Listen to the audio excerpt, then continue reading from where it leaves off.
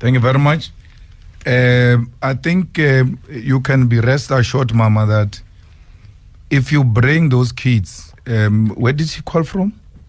Springs. And I think maybe the producers may be able to collect her contacts. Yeah. Those kids will go to school.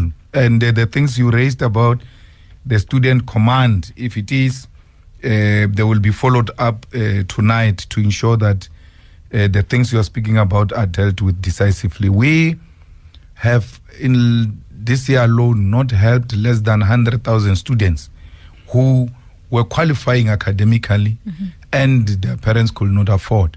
And it is our business, and it's the business of the student command to make sure that any qualifying student is not disallowed to enter the premises because they are owing or they don't have money to pay.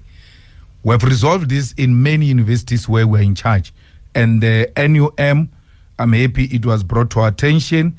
And I can tell you, those kids, they will go to school. The state bank I spoke about was exactly to deal with a missing middle. That you've got a missing middle. They don't qualify for NSFAS. They don't qualify for RDP. They are excluded.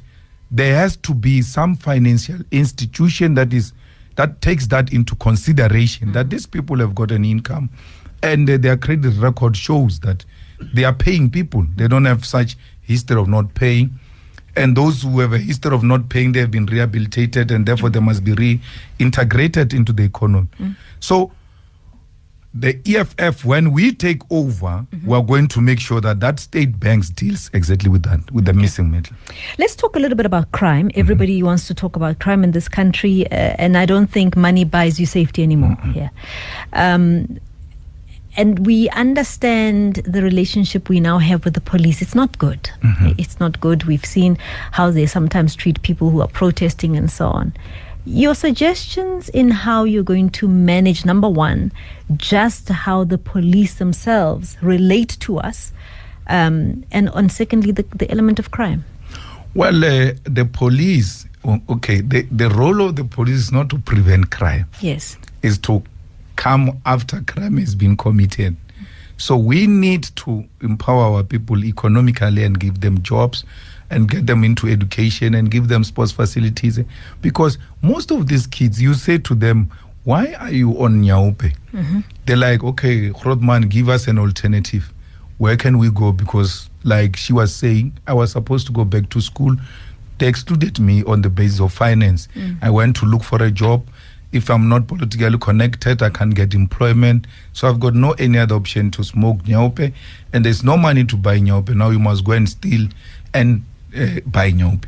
So we need to empower people. And secondly, we need to have the category of crimes that you can't pardon. So when you point a policeman with a firearm, you must go to jail for a very long time. When you kill a law enforcement officer, you must go to jail, no pardon, because we believe once we protect the police, they too will feel, because who protect the people who are protecting us? We, as government and the communities, need to protect the police. But police don't get rewarded. Now we're told minister is going to make big announcement on a big case and all of that. The police who have made those inroads, will they get a bonus? Because this was a big case, complicated case, so that you inspire more other police to go and do the right thing. The other thing is that crime intelligence no longer pays informers. You go and report. You know, there was a gangster that was shot in Venda, in Louis Trichardt, if not Toyando, in some big mansion. A lot of guys inside there planning cash in transit haste. 3 weeks before that, they were cash in transit in Venda everywhere. Someone went to inform the police that these people are doing this. This is where they are. We go and kill such dangerous criminals and give the person who saved the country multi-millions 500 rand as an informer. How are these people going to now keep us informed of these criminal activities. We need to reward people who report criminals, and that leads to a successful prosecution or arrest. And we need to reward equally investigating officers, because the other thing is we arrest and all the investigating officer messes up the case through investigation, and then they say there's not enough evidence. So we need to reward that. We need to reward the prosecutors who successfully prosecute complicated criminal activities, and through that we know that these people will be motivated. So, but the last point I need to make is that we should not have police who are scared to kill dangerous criminals. That police who are scared of criminals, like, so if police are scared of criminals, what about us? Police must know and must tell a criminal, you try nonsense with us, you are going to meet your maker tonight. So we can't have police that are delivering roses. It's not the job of the police to criminals. Police must shoot to kill hardcore dangerous criminals, so people know in a literal sense crime doesn't pay. Why are we no longer having a police visibility on the off-ramps and on-ramps?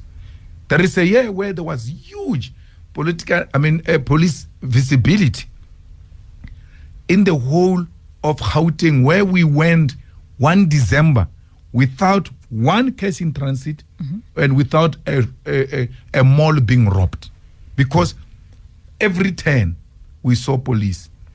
All of us are going to leave now to our homes after this show. I can guarantee you are going to arrive home without seeing a single police vehicle on the road.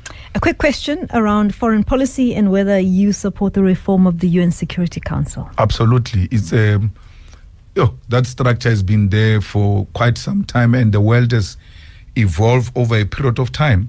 And if that is the case, to have these guys who are permanent members of the Security Council because of what happened post the World War II, but there's been this huge development which include decolonization of Africa and doing away with apartheid and liberation of African countries. So when that Security Council was formed in that way, we were under these people who are in the Security Council. Now we are on our own. Why can't we get ourselves a permanent seat in the Security Council? But no one must have the veto powers. It must be a decision of the majority. That's how democracy works. This thing that we take a decision that there must be ceasefire in Palestine, and a Security Council follows through, America goes and veto the decision of the majority. It renders that institution useless. The simplest principle on such aspect is majority rule. Let Africa be permanent in the Security Council, and let the decisions of the Security Council be based on majority rule. The EFF has been gaining some momentum in the continent. What's your plan in the continent as the EFF? We want one Africa, one president, one parliament, one military command center, one currency that will be based on our minerals as the African continent. Ourselves and Zimbabwe alone account for not less than 85% of the world platinum. Imagine we become one thing and we hold our platinum and say we're determining the price now, like they do with the oil, those who have the oils, the Arabs and all of that. Although their oil is based on dollar, but they are benefiting out of it, and they've developed their countries based on their natural resources. So we need one Africa